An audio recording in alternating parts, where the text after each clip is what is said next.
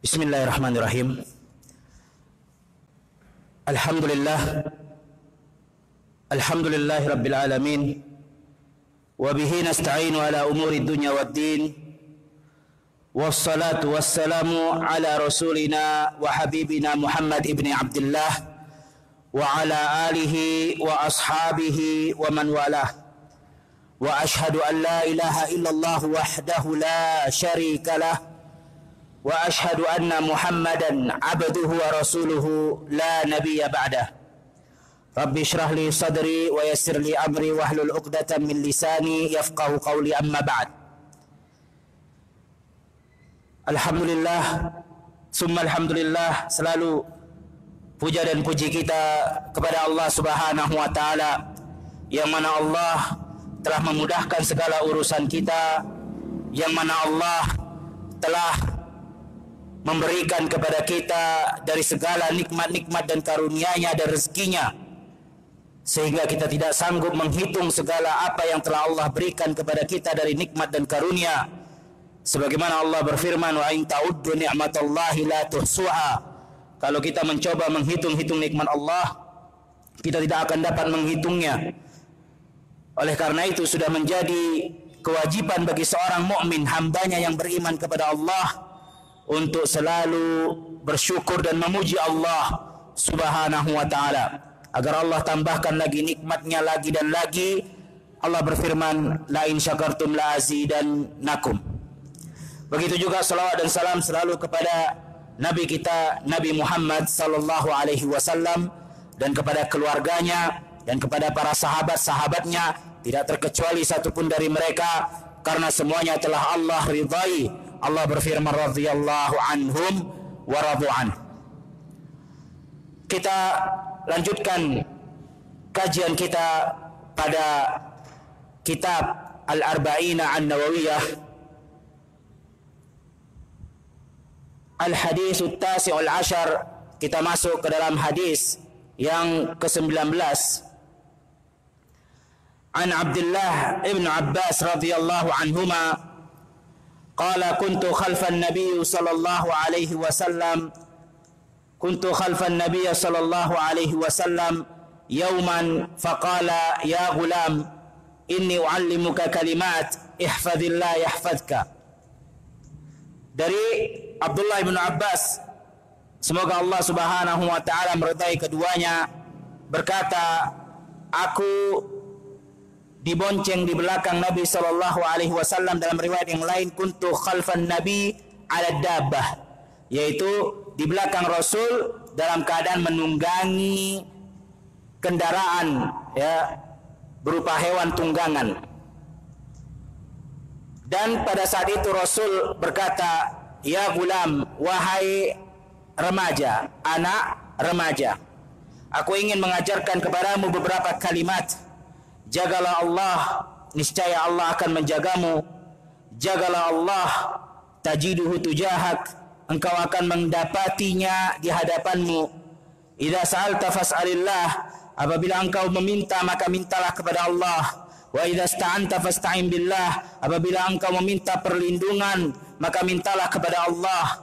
Wa'lam anna al-ummata law ijtama'at ala an yanfa'uka bi syai'in lan yanfa'uka illa bi syai'in qad kataballahu lak. Ketahuilah, kalau seluruh makhluk berkumpul untuk memberikan kepadamu satu manfaat, maka tidak akan bisa memberikan manfaat kepadamu kecuali yang telah Allah tetapkan untukmu. Walau istama'u ala an yadurruka bi syai'in lam yadurruka illa bi syai'in qad kataballahu alaik. Begitu juga kalau seluruh makhluk berkumpul untuk memberikan kepadamu satu kemudaratan, maka tidak akan memberikan atau tidak akan sampai kemudaratan tersebut kecuali apa yang telah ditetapkan kepadamu. Rufi'atil aqlam wa jaffatis suhuf. Sungguh telah diangkat pena-pena dan telah kering tinta pena tersebut. Artinya telah kering lembaran-lembaran yang mana telah ditulis di atas lembaran. Rawahu Tirmizi wa qala hadisu hasanus sahih. Hadis ini riwayat Imam Tirmizi dan hadisnya adalah hasanus sahih. Wa fi riwayatin ghairu Tirmizi, di dalam riwayat ghairi Tirmizi riwayat yang diriwayatkan selain dari Imam Tirmidzi dikatakan ihfazillah tajiduhu amamak ta'arraf ila Allah fi raha ya'rifka fi syiddah. Jagalah Allah, engkau akan menjumpainya di hadapanmu, dan kenalilah Allah dalam keadaan lapang, maka dia akan mengenalimu dalam keadaan susah dan sempit. Wa'lam anna ma akhta'aka lam yakun liyusibak. Ketahuilah apa yang meleset darimu tidak akan pernah menimpamu. Wa ma asabaka lam yakun liyukhti'aka.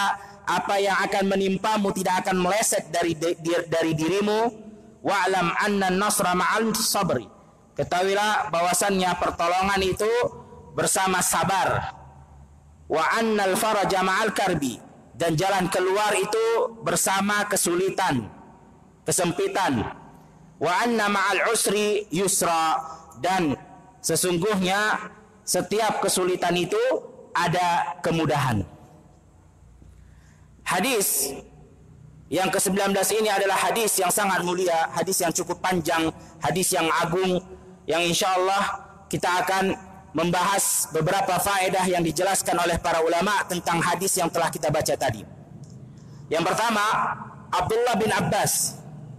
Abdullah bin Abbas adalah seorang sahabat yang mulia, sahabat junior, sahabat yang termasuk dari keponakan atau sepupu Nabi sallallahu alaihi wasallam. Karena ayahnya adalah paman kandung Nabi, Abbas ibnu Abdul Muttalib. Dan jarak usia antara Abdullah bin Abbas dengan Rasulullah sallallahu alaihi wasallam sangat jauh. Karena ayahnya Abdullah bin Abbas, yaitu Abbas ibnu Abdul Muttalib, paman kandungnya Nabi sallallahu alaihi wasallam saja, dengan Nabi hanya beberapa tahun. Diriwayatkan 2-3 tahun perbedaan umur mereka antara paman Nabi yaitu Abbas dengan Rasulullah sallallahu alaihi wasallam. Hanya lebih tua 2 tahun atau 3 tahun pamannya. Berarti anaknya pastilah akan menjadi jarak umur yang sangat jauh. Karena orang tuanya saja perbedaan mereka terlalu dekat dengan Nabi, apalagi anaknya. Oleh karena itu dikatakan ya gulam, wahai anak remaja. Tidak dikatakan ya syabab, karena umurnya masih waktu itu dikatakan masih belasan tahun. Siapa? Abdullah. Masih belasan tahun. Tetapi walaupun dia adalah sahabat yang junior, tetapi dia memiliki ilmu yang sangat luas. Sampai-sampai para ulama mengatakan Abdullah bin Abbas itu adalah bahrun fil ilm, lautan ilmu. Karena Rasulullah sallallahu alaihi wasallam pernah mendoakan Abdullah bin Abbas dengan doa sebagaimana diriwayatkan, Allahumma faqihu fid din wa 'allimhu ta'wil. Ya Allah, pahamkanlah dia kepada agama dan ajarkan dia ilmu ta'wil, yaitu ilmu tentang tafsir Al-Qur'an, penafsiran ayat. Tetapi kita tidak mengatakan bahwasannya sahabat yang senior seperti Abu Bakar, Umar, Utsman, Ali itu kalah ilmunya dengan Abdullah bin Abbas. Tidak. Mereka juga tidak kalah luas ilmunya seperti Abdullah bin Abbas. Cuman kenapa para ulama banyak sekali menukilkan dari Abdullah bin Abbas dibandingkan sahabat-sahabat senior, sahabat senior yang lain seperti Abu Bakar, Umar, Utsman dan Ali. Para ulama menjelaskan karena mereka sahabat-sahabat senior pada saat itu, terutama Khulafaur Rasyidin, mereka tersibukkan dengan perkara-perkara kepemerintahan. Karena Abu Bakar seorang Amirul Mukminin, khalifah yang pertama, begitu juga Umar, Utsman dan Ali. Sehingga mereka tersibukkan dari meriwayatkan hadis-hadis Nabi Muhammad sallallahu alaihi wasallam. Itu sebabnya kenapa Abdullah bin Abbas lebih banyak di dalam meriwayatkan ilmu dibandingkan para sahabat senior yang lain. Bukan berarti sahabat yang senior tidak memiliki ilmu atau kalah ilmunya dengan Abdullah bin Abbas, tidak. Tetapi karena Abdullah bin Abbas pada saat itu adalah pemuda yang masih tidak terlalu tersibukkan dengan kepemerintahan, karena dia tidak menjabat sebagai Amirul Mukminin, maka dia lebih mudah, lebih banyak waktunya untuk meriwayatkan ilmu, berbeda dengan para sahabat yang senior. Abdullah bin Abbas itu dibonceng oleh Nabi Shallallahu Alaihi Wasallam di atas, dikatakan alat daba, di atas hewan tunggangan. Dan Nabi Shallallahu Alaihi Wasallam ya pernah menunggangi keledai, pernah menunggangi onta, pernah menunggangi kuda. Jadi Nabi Shallallahu Alaihi Wasallam menunggangi segala jenis kendaraan, dari yang mewah sampai yang rendah. Kalau dulu kendaraan yang mewah onta, yang paling rendah keledai. Semua pernah Nabi Shallallahu Alaihi Wasallam kendarai. Ya.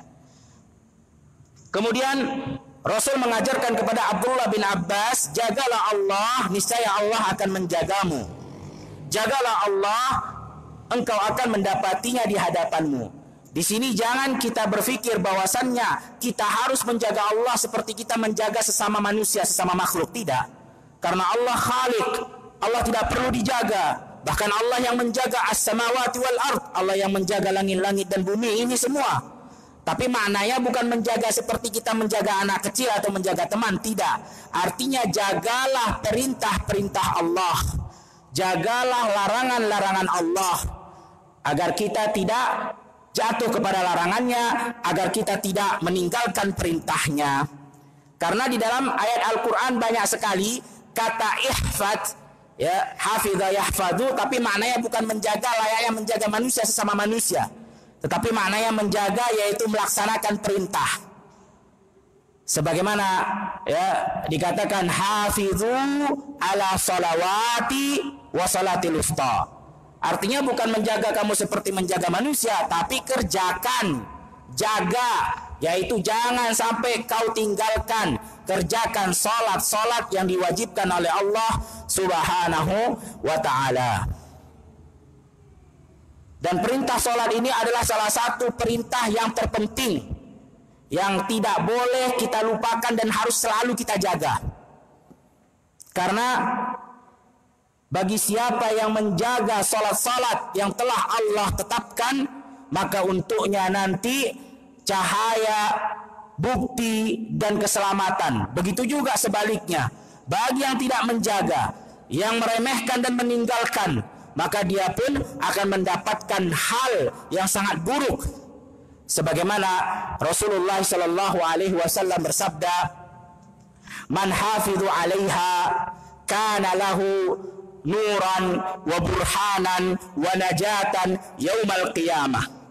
Siapa yang menjaga solat-solat yang 5 tersebut, maka untuknya nanti cahaya dan juga bukti dan keselamatan di hadapan Allah Subhanahu wa taala yaumul qiyamah.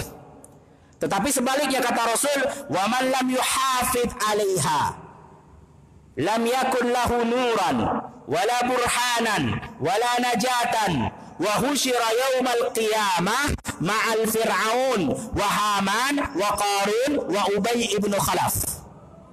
Bahaya. Siapa yang tidak menjaga sholat yang 5 tadi, ya, dia tidak menjaganya, dia lalaikan, dia tinggalkan, maka nanti di hari kiamat dia tidak ada cahaya, dia tidak ada bukti ketika menghadap Allah, tidak selamat dia di hari kiamat, bahkan dia akan digabungkan bersama Fir'aun dan bersama Haman dan bersama Qarun dan bersama Ubay ibnu Khalaf. Para ulama menjelaskan hadis ini, apa maknanya dikumpulkan bersama Fir'aun? Artinya yang mereka meninggalkan sholat-sholat yang telah diwajibkan, tidak menjaganya karena beralasan dia adalah seorang raja, dia orang yang memiliki kekuasaan, maka sama seperti Fir'aun. Fir'aun tidak mau menjaga perintah Allah, tidak mau mengerjakan perintah Allah karena dia merasa dia seorang raja, dia seorang yang berkuasa. Begitu juga bagi siapa yang meninggalkan sholat yang telah diwajibkan oleh Allah karena alasan dia seorang yang sibuk, ya, mengurus banyak pekerjaan, maka dia akan digabungkan bersama Haman. Haman ini adalah jenderal panglimanya Fir'aun, yang dia sibuk mengatur bala tentara, sibuk mengurusi urusan tentara prajuritnya, sehingga dia pun tidak mau menjaga perintah Allah dan tidak mau mengerjakan perintah Allah karena dia mengatakan saya orang yang banyak urusan dan sibuk mengatur orang banyak. Maka siapa yang beralasan dengan alasan yang sama, bersama Haman di hari kiamat nanti. Begitu juga siapa yang meninggalkan sholat, tidak menjaganya karena alasan terlalu sibuk menghitung harta yang dia punya, terlalu sibuk dengan perdagangan dan bisnisnya, maka dia akan digabungkan bersama Qarun. Qarun adalah orang yang kaya di masa Fir'aun, konglomerat yang memiliki harta yang sangat banyak. Sehingga dengan itu dia beralasan dia tidak perlu menjaga perintah Allah, tidak perlu dia mengikuti perintah Allah Subhanahu wa taala.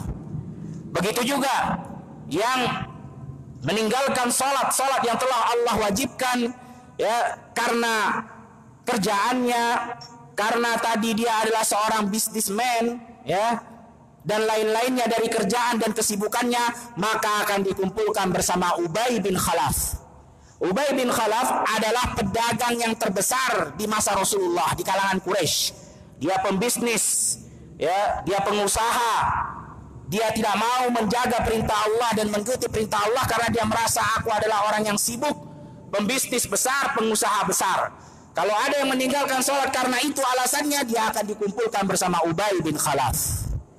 Oleh karena itu jamaah sekalian yang dirahmati Allah Subhanahu wa taala, bagi siapa yang menjaga salat yang telah Allah wajibkan dalam sehari 5 kali, pastilah dia juga akan menjaga salat-salat sunnah yang lain. Dan ini penting kita jaga, terutama kita menjaganya untuk selalu salat berjamaah di masjid.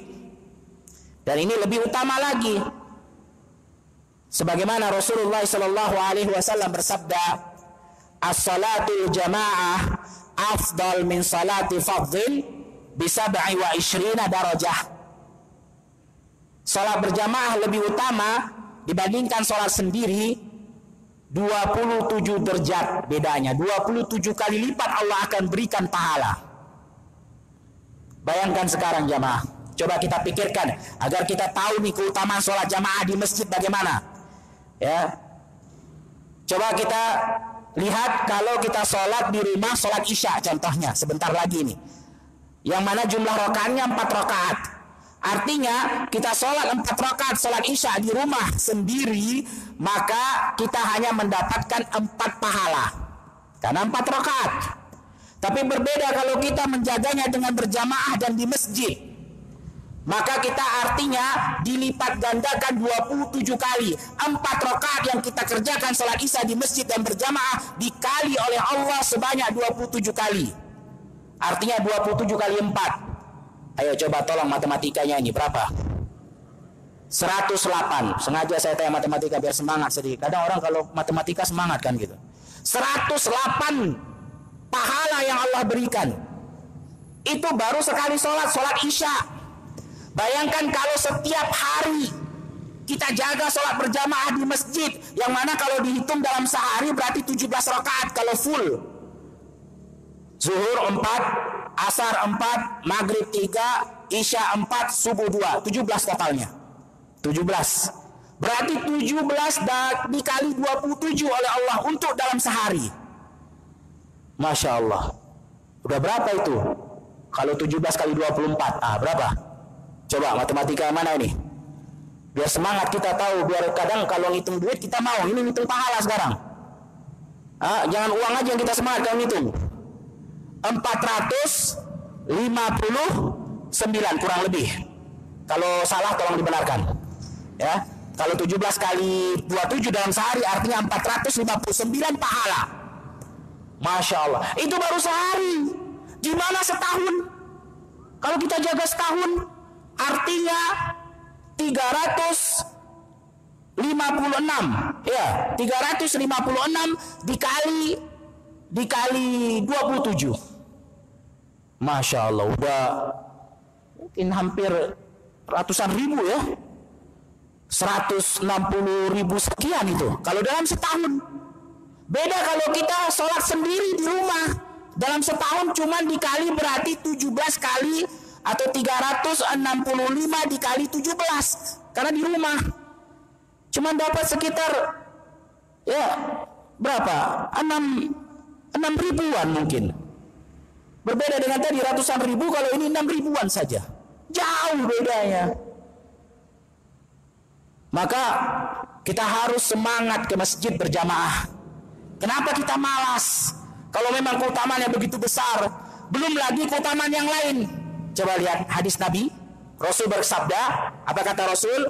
Ya, kullu khatwatin yakhtuha ila shalah fayuktabu lahu ya au fayuktabu biha hasanah wa yumha anhu biha sayyi'ah.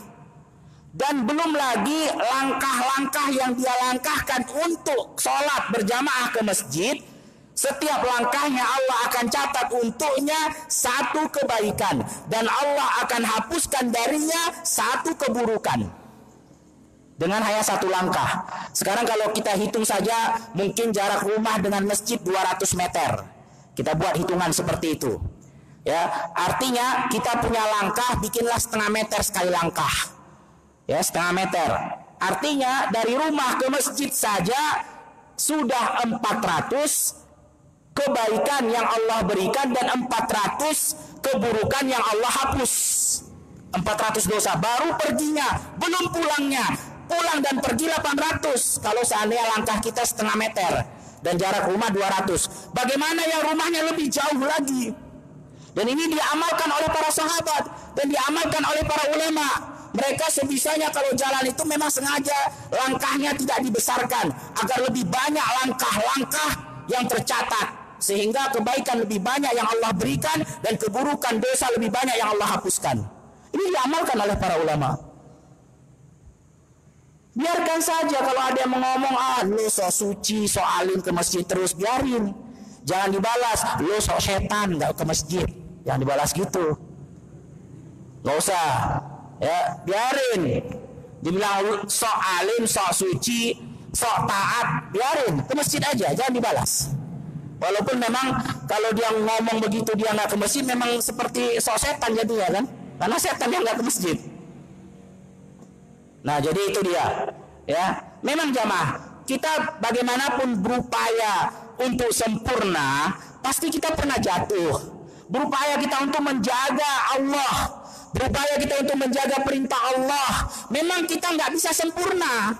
Manusia pasti pernah khilaf, pernah salah, pernah jatuh. Tetapi kita harus terus kembali, terus berusaha jaga. Ya, lepas yang satu, langsung jaga lagi. Karena memang nggak mungkin kalau kita ya sempurna. Karena surga itu bukan untuk orang yang sempurna yang nggak pernah jatuh, bukan. Surga itu untuk orang yang selalu kembali. Ketika jatuh kembali, jaga lagi. Apa kata Allah Subhanahu Wa Taala? Hada ma tu'adun likulli awwabin hafiz. Inilah surga yang dijanjikan untuk mereka yang selalu kembali. Bukan yang nggak pernah jatuh, bukan. Orang masuk surga itu bukan orang yang nggak sempurna, orang yang nggak pernah salah, bukan. Bahkan untuk orang yang pernah salah, cuma dia kembali, langsung dia perbaiki. Ya, itu surga. Makanya Rasulullah Shallallahu Alaihi Wasallam bersabda, mewasiatkan kepada para sahabat dan untuk kita, ya. Apa kata Rasulullah sallallahu alaihi wasallam? Ittaqillah haitsu ma kunt watbi'is sayyi'ata hasanata tamhuha. Kata Rasul, bertakwa selalu dimanapun engkau berada. Tapi kata Rasul berikutnya, selalu ikutilah keburukan, kesalahan dengan kebaikan. Niscaya kebaikan itu akan menghapus keburukan. Artinya Rasul udah tahu, sekeras apapun kita berusaha, sekuat apapun kita menjaga Allah, menjaga perintah-perintah, pasti kita pernah lalai, pasti kita pernah jatuh, pasti kita pernah lupa, tinggalkan. Tapi bukan itu yang diinginkan. Selalu ketika kita tahu itu salah, kita ikuti dengan kebaikan. Kita ikut dengan ya perbaikan dan bertaubat kepada Allah Subhanahu wa taala. Kemudian di sini juga Rasul mengatakan ihfadillah yahfadka, ihfadillah tajiduhu tujahak. 2 kali Rasul mengulang kata jaga, jaga, jaga. Di sini para ulama menjelaskan ya faedah Rasul mengulang kata ihfad, ihfad untuk menekankan ya bahwasannya ketika engkau menjaga Allah, Allah pasti akan menjagamu. Dan sesuai dengan apa yang kita tahu ya, sebagaimana dikatakan al jaza'u min jinsil amal, Balasan itu kan sesuai perbuatan. Sebesar apa kamu melakukan amal, segitulah yang akan kau dapatkan. Sekuat apa engkau menjaga Allah, ya, seberapa sering engkau menjaga perintah Allah dan menjaga agar tidak mengerjakan larangannya, sebesar itulah cepatnya Allah akan menjagamu dan menolongmu. Sebesar itulah Allah akan menjagamu dan menolongmu. Dan Allah ketika sudah menjaga hambanya, Allah akan menjaga dua hal dari hamba tersebut. Dan ini dua hal yang terpenting.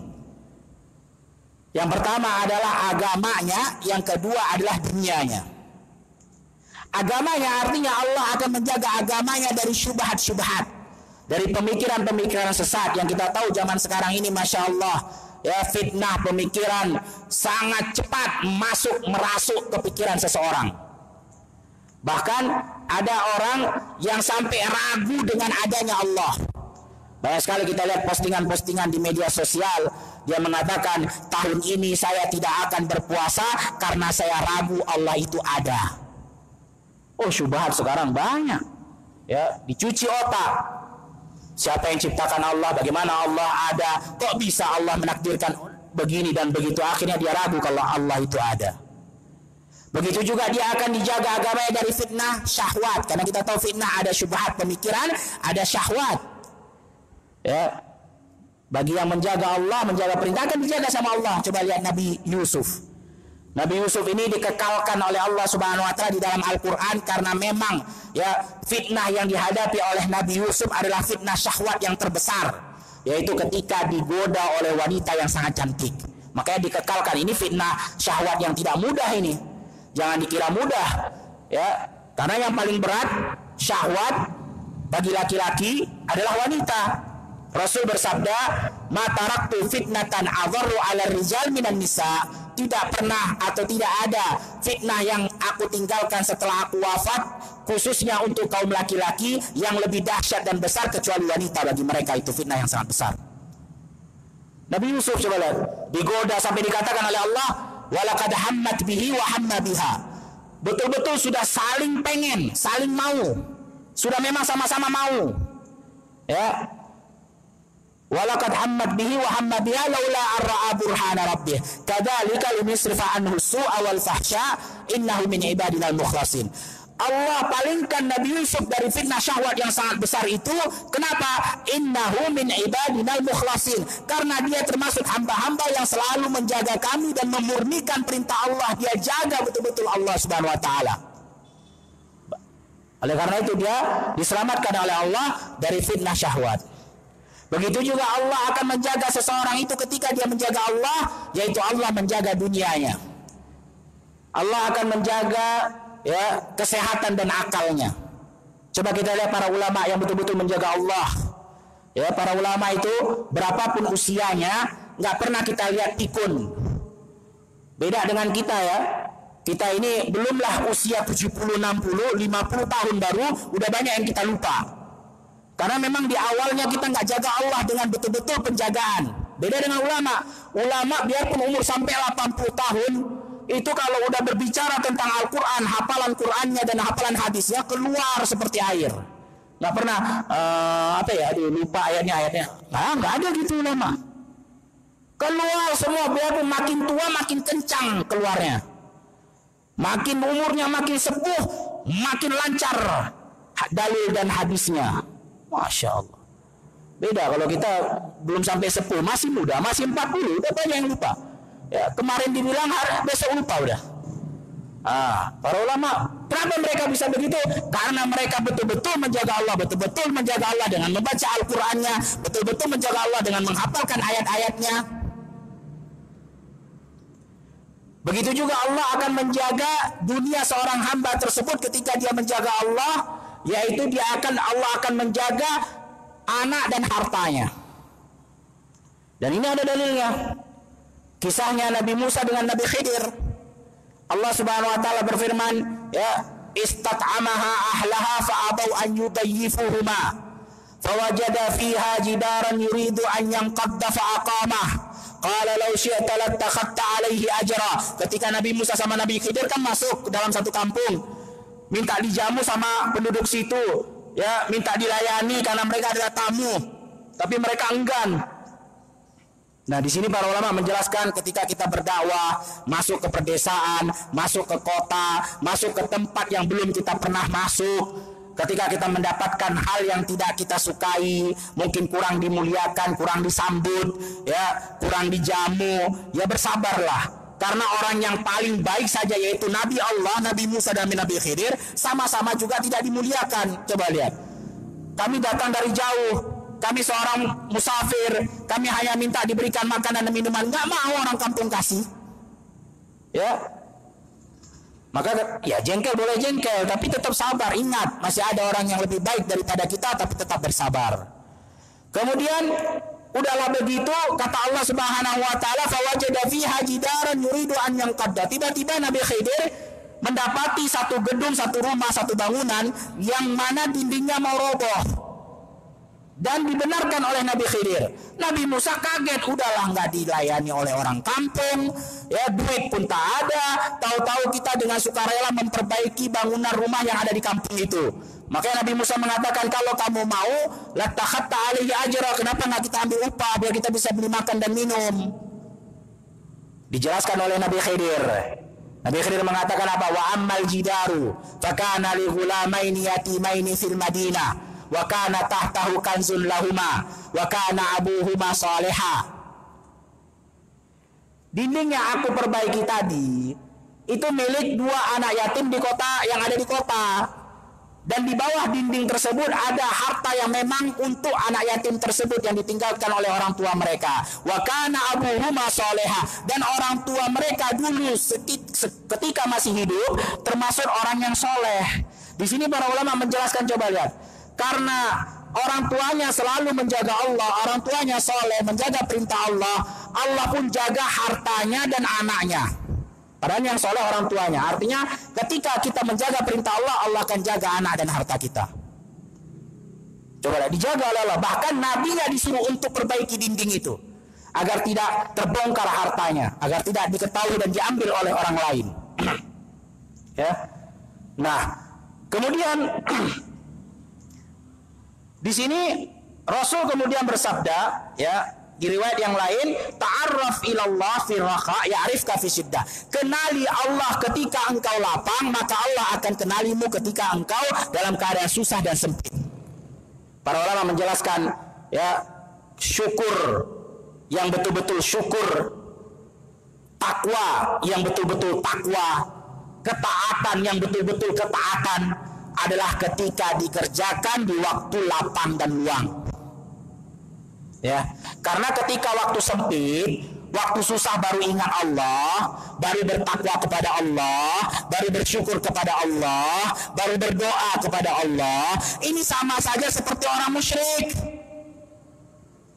Orang musyrik itu jangan dikira nggak bersyukur kepada Allah, nggak taat dan minta kepada Allah. Dia justru minta kepada Allah, tapi ketika waktu sempit doang. Makanya disebutkan di dalam hadis, di dalam Al-Quran, Allah Subhanahu Wa Taala berfirman apa? Wa idza raqibu fil fulki da'allaha mukhlishina lahuddin falamma najahum ilal bar idahum yusyrikun. Orang musyrik ketika mereka menaiki perahu, ya, di tengah lautan diombang-ambing oleh ombak yang sangat besar, udah nggak tahu minta tolong ke siapa, mereka minta sama Allah. Padahal musyrik nih. Kenapa? Udah kepepet, udah sempit, udah ke pojok, udah susah, nggak tahu lagi. Minta sama Allah. Tapi ketika Allah kabulkan, Allah tolong, Allah selamatkan, idahum yusyrikun. Mereka balik melakukan kesyirikan. Sama aja ketika kita ingatnya kepada Allah ketika waktu sempit, sama tadi seperti yang mereka lakukan orang-orang musyrik. Terlebih lagi ketika waktu sehat dan waktu luang. Memang dua nikmat ini dua nikmat yang Allah berikan sering membuat manusia lalai dan lupa sama Allah. Rasulullah Shallallahu Alaihi Wasallam bersabda, apa kata Rasul?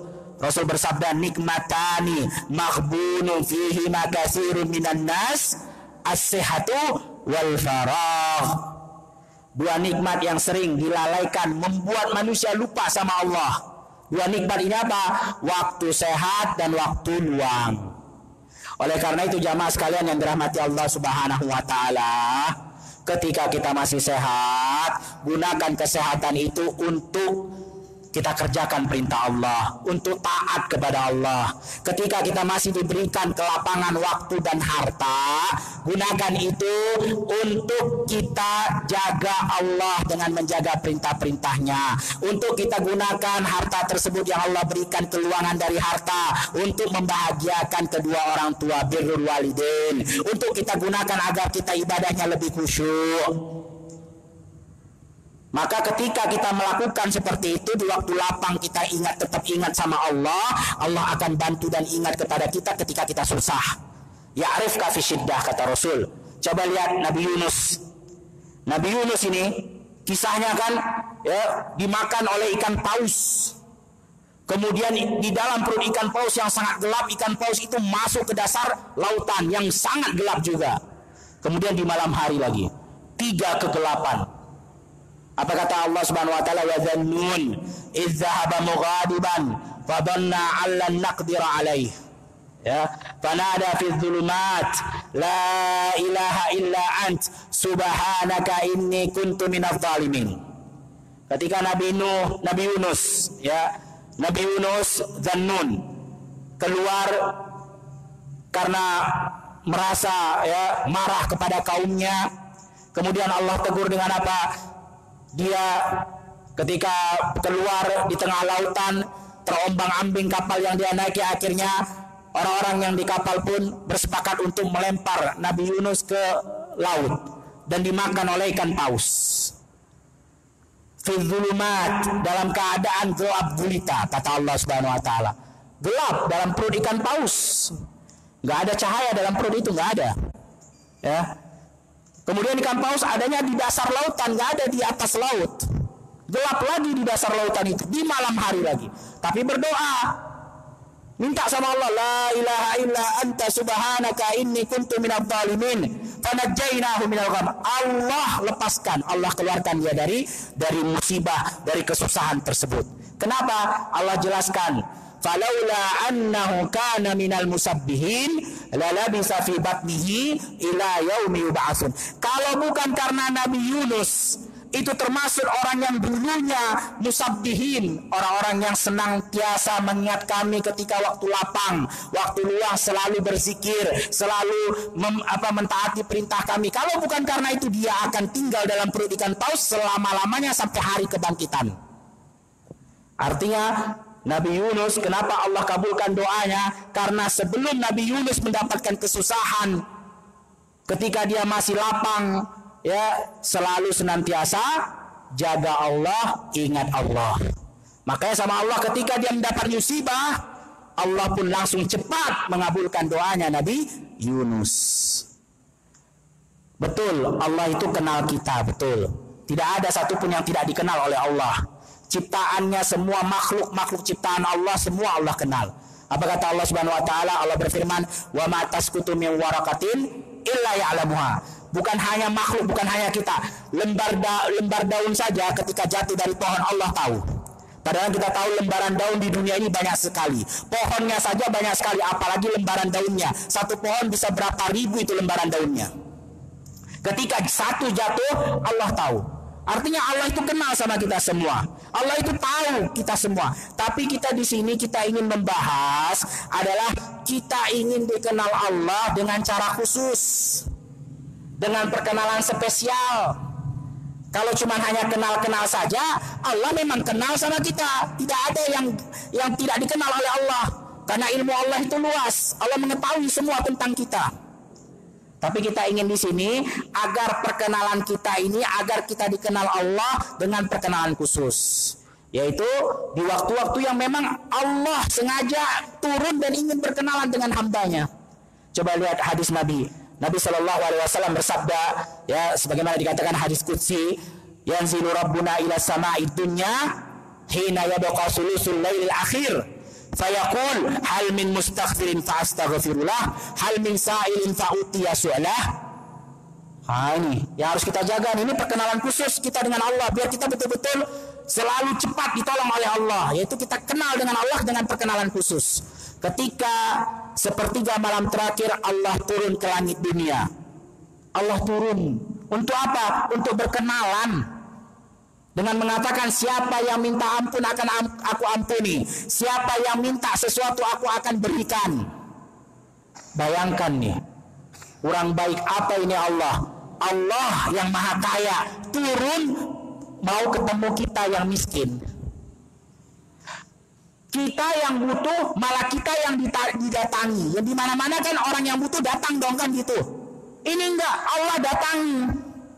Lalu kenapa kita susah untuk perkenalan dengan Allah di sepertiga malam terakhir? Kenapa kita susah bangun? Kenapa kita lebih milih tidur? Oh susah Ustaz bangun. Memang susah, siapa bilang gampang. Tapi mudah insya Allah kalau kita sesuai dengan anjuran dan ajaran Nabi. Coba lihat. Salah satu anjuran dan ajaran Nabi Muhammad SAW biar kita mudah untuk bangun di sepertiga malam terakhir. Ya, dan ini memang susah, nggak gampang. Makanya kita butuh kepada apa yang dianjurkan oleh Nabi Muhammad SAW. Apa kata Rasulullah SAW bersabda, rahimahullahu rajulan qama minal lail fa shalla wa ayqadha imra'atah fa in abad nadahat ala wajhiha aw nadaha ala wajhiha alma. Allah merahmati seorang laki-laki yang dia terbangun di sepertiga malam terakhir tadi, terbangun di malam hari kemudian sholat, dan dia tidak lupa untuk bangunkan istrinya dan keluarganya. Kalau dia enggan untuk bangun, maka dia akan ambil air dan dia percikkan air ke wajahnya. Allah rahmati itu. Kemudian Rasul masih menyambung lagi hadisnya. Rahimahullahu imra'atan qamat minal lail fa shallat wa ayqadat ahlaha fa in aba nadaha ala wajhihi alma atau nadahat ala wajhihi alma. Kata Rasul, dan Allah merahmati seorang wanita yang terbangun di malam hari, kemudian sholat dan tidak lupa bangunkan keluarganya, suami dan keluarganya. Kalau mereka enggan bangun, maka dia akan ambil air dan dia percikkan air itu ke wajah keluarga dan suaminya. Waduh Ustaz, marah orang digituin lagi tidur di tengah malam. Ya memang, kalau tidak ada perjanjian, makanya sebelum tidur perjanjian dulu. Kalau nggak ada perjanjian tiba-tiba kita percikin, ngamuk orang. Perjanjian sebelum tidur, ya. Dan ini adalah ta'awanu 'alal birri wat taqwa. Dan di dalam keluarga itu memang harus kita saling ta'awun 'alal birri wat taqwa. Kita harus saling menjaga dari api neraka. Kata Allah, ku anfusakum wa ahlikum nara wa quduhan nas wal hijarah 'alaiha malaikatun ghiladun syidad. Hati-hati, jaga keluargamu, jaga dirimu dan keluargamu dari api neraka, karena di dalamnya ya bahan-bahannya api neraka itu dari manusia dan batu, dan di neraka itu ada malaikat yang sangat kejam dan keras. Jaga dengan cara apa? Saling tolong menolong, 'alal birri wat taqwa. Salah satunya seperti kita bilang tadi, perjanjian dulu sebelum tidur. Ya, sayangku, kan gitu. Ini ada air ya, saya taruh di sebelah. Ntar siapa duluan bangun, kan bilang, istrinya bilang ke suaminya sayang, suaminya bilang ke istrinya sayang, kan gitu. Siapa yang duluan bangun, bangunin. Yang nanti nggak mau bangun udah dibangunin, saya percikin ya di mukanya air ya. Masih nggak mau bangun juga, saya tuang nih air. Perjanjian dulu. Insya Allah kalau perjanjian nggak marah, insya Allah tanda tangani. Ntar kalau marah kasih nampak, ini suratnya udah ada. Oh iya lupa, kan gitu. Oh, Ustadz caranya jangan gitu, ada cara yang lain. Bisa cara yang lain, ya cara yang lain mungkin. Ya contohnya istri bangunkan suami, dipijit kakinya, bangun dong bangun dong suamiku sayang, kan gitu. Wah Ustadz, suami saya kalau dipijit tambah nyenyak tidurnya. Ya udah cari yang lain lagi, ya. Dibuatkan apa? Kopi, kalau dia suka kopi. Ya, Bang, ini ada kopi nih, minum, bangun dulu, bangun minum nih kopi. Oh, nggak suka kopi ya? Buat yang lain, susu jahe yang hangat, kan gitu. Gitu juga suami ketika bangunin istrinya, dipijitin nggak mempan, ya, coba dielus keningnya nggak mempan, dibisikin, ma bangun ma, yuk kita biar doa di sini. Allah Subhanahu Wa Taala sedang mengajak kita berkenalan, biar Allah kenal sama kita, sehingga ketika kita susah nanti, ya Allah juga tolong kita. Ayo kita doain anak-anak. Biasanya kalau istri diingatkan sama anak-anaknya, semangat biasanya. Semangat. Wah nggak juga Ustaz, nggak bangun, bisikin lagi, ma bangun ma, ini papa mau poligami. Insya Allah bangun tuh. Insya Allah bangun tuh. Ya, langsung bangun. Kaget soalnya dia. Artinya apa? Tolong menolonglah dengan cara yang baik, bil ma'ruf. Karena kapan kita tidak tolong menolong di atas kebaikan dan ketakwaan, maka akan tolong menolong di atas dosa dan permusuhan. Banyak sekarang, apalagi di Ramadan nanti itu. Ya, dibangunin suaminya bukan untuk sholat tengah malam tahajud. Bang, bangun bang, kenapa? Ini bolanya lagi final nih. Masya Allah, nonton bola. Orang sholat tahajud, dia nonton bola. Ya, dan banyak lagi yang bisa kita amalkan, saling ta'awun di dalam ya rumah tangga. Karena kapan kita ya, contohnya lagi buat pengajian, kan bisa di rumah. Ustadz, susah manggil ustadznya. Waduh, repot juga kita mau manggil ustadz. Nggak usah manggil ustadz. Kajian nggak mesti ustadz datang kok. Terus siapa yang jadi ustadznya? Ya kita sendiri. Ada anak, ada istri, ada suami. Contohnya kita cari momen-momen yang memang di situ berkumpul, lagi ada waktu untuk kumpul semuanya. Kan ada momen-momennya, momen liburan atau momen apa sajalah yang memang lagi ngumpul semuanya. Ya udah, bulan ini suaminya, ayahnya yang jadi ustadz. Ya, ambil buku terjemahan, kan ada hadisnya, ada penjelasannya, baca aja. Sekitar setengah jam jadi ustadz baca. Contohnya temanya tentang apa? Tentang keluarga yang sakinah, istri yang solehah. Kan bisa gitu. Nah nanti bulan berikutnya istrinya jadi ustazah. Ya, ambil hadisnya, ambil buku terjemahan, baca. Nggak mesti ada ustadz. Contohnya temanya apa? Bahayanya kalau poligami nggak adil. Kan bisa sampaikan hadisnya. Man kana lahu imra'atan famalat ila ihdahunna atallahu yaumal qiyamah wa syikul ma'il. Yang punya dua istri yang nggak adil, condong kepada salah satunya nggak adil, maka nanti hari kiamat akan datang menghadap Allah dalam keadaan jalannya miring jalannya. Kan selesai, jelaskan hadisnya, ada buku terjemahan, dah selesai. Saling tolong menolong. Kalau enggak kita, kalau tidak menolong, saling tolong menolong dalam kebaikan dan ketakwaan, kita akan tolong menolong di dalam dosa isinya. Ya, ngegosipin yang ini, ngerumpi, pokoknya hal-hal yang tidak bermanfaat.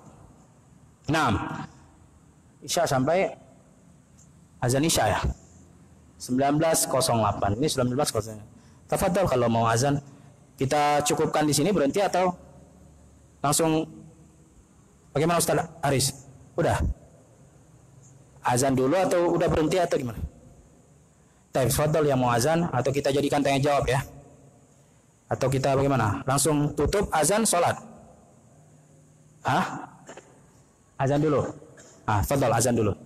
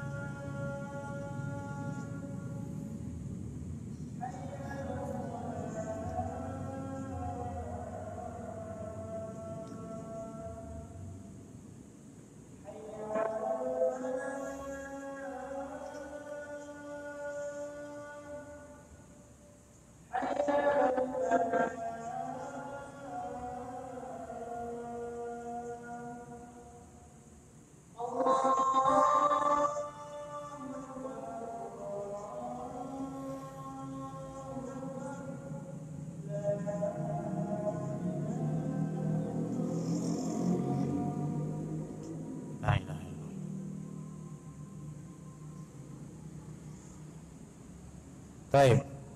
Waktunya tinggal berapa menit? 5 menit. Baik, kita tutup ya dengan sabda Nabi Shallallahu Alaihi Wasallam. Rasul mengatakan, wa idza sa'alta fas'alillah, wa idza sta'anta fasta'in billah.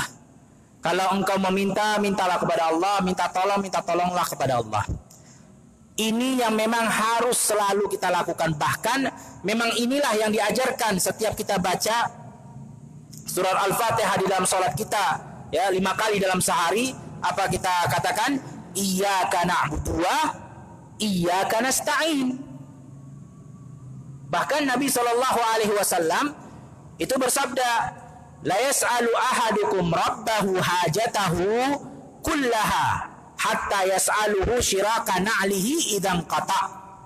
Kata Rasul, hendaknya kalian hanya minta kepada Allah semua keinginan kalian, keperluan kalian, minta kepada Allah. Sampai-sampai dia pun boleh minta kepada Allah tentang sendal jepitnya ketika putus.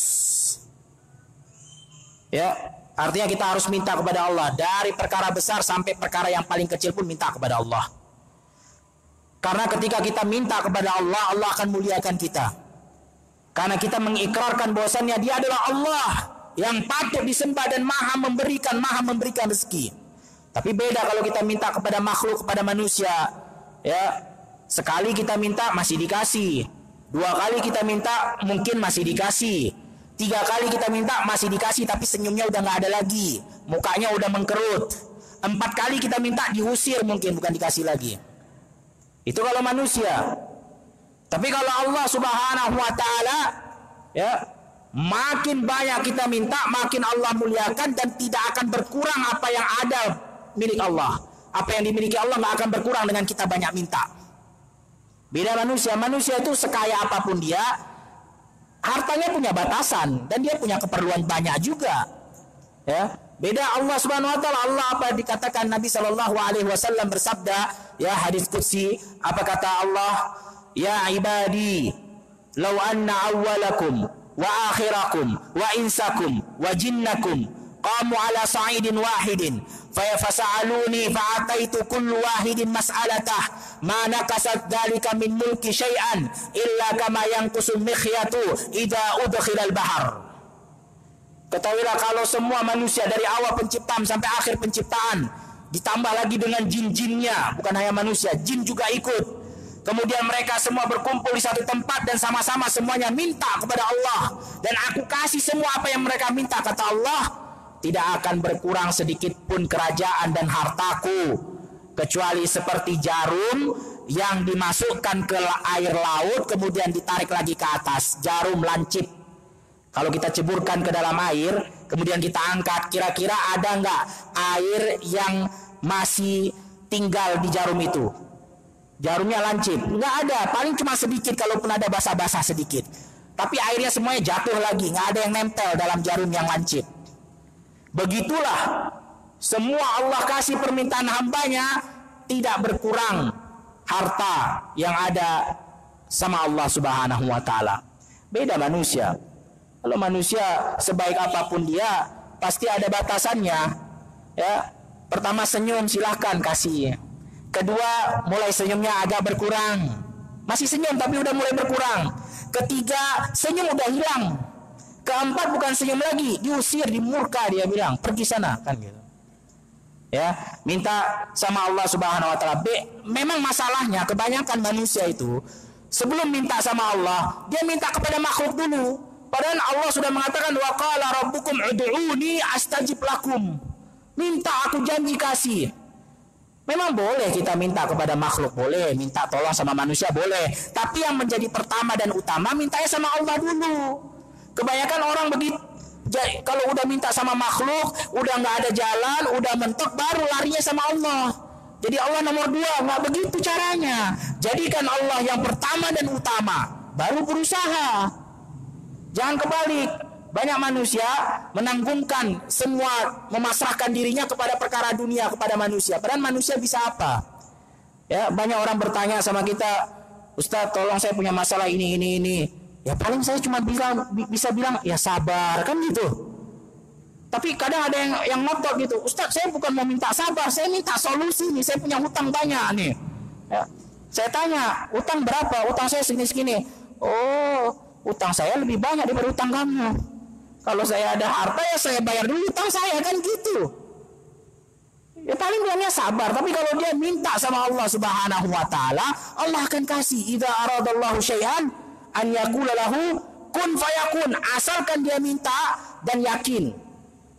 Rasul mengatakan apa? Rasul bersabda, "Ud'u Allah wa antum muqinuna bil ijabah." Minta kepada Allah dan yakin Allah pasti akan kasih.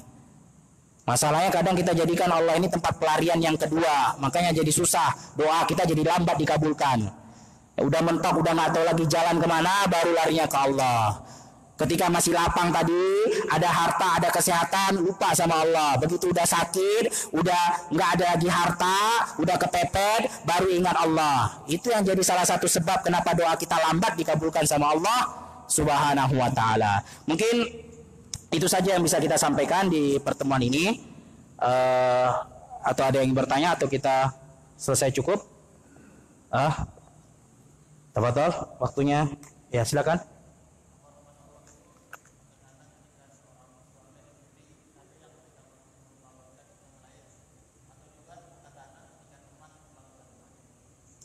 Ya, di sini ya, tolong menolong alal birri wat taqwa, baik itu antar suami dan istri, ya, baik itu antar bapak anak, baik pun antara saudara, kakak adik, ataupun antara saudara. Innamal mu'minuna ikhwah, yaitu saudara seiman, saudara seagama, saling tolong menolong akan mendapatkan rahmat Allah Subhanahu wa taala. Sama, ya. Apa kata Rasulullah sallallahu alaihi wasallam, man sanna sunnatan hasanatan walahu ajrun wa ajri ma amila biha. Siapa yang memulai, ya, mencontohkan perbuatan baik, maka dia akan dapat pahala dan pahala orang yang mengikutinya. Kita bangunkan teman kita, alhamdulillah udah dapat satu pahala karena kita tolong kebaikan. Begitu dia terbangun, dia sholat tahajud, kita pun sholat tahajud, artinya kita dapat double pahalanya, sholat tahajud kita dan juga sholat tahajud dia. Kenapa? Karena kita yang bangunkan dia. Dapat mengalir, layan kus min ujurihim layan kus min ujurihim syai'a, dengan cara tidak berkurang sedikit pun pahala keduanya. Artinya bukan berarti Allah kasih pahala ke orang pertama karena dia yang bangunkan, berarti pahala yang kedua berkurang. Enggak, sama-sama pahalanya tidak berkurang, tapi itu nilai plus dari Allah untuk mereka yang mencontohkan pertama kali, ya, atau untuk mereka yang membantu dengan cara membangunkan tadi. Masya Allah, ya, dapat pahala juga dia. Nah, itu saja mungkin yang bisa kita sampaikan, ya. Kalau ada pertanyaan mungkin bisa ditanyakan di luar majelis. Karena waktu sudah sampai waktu sholat isya, kita cukupkan sampai di sini dengan membaca doa kafaratul majelis. Subhanakallahumma wa bihamdika asyhadu an la ilaha illa anta astaghfiruka wa atubu ilaik. Assalamualaikum warahmatullahi wabarakatuh.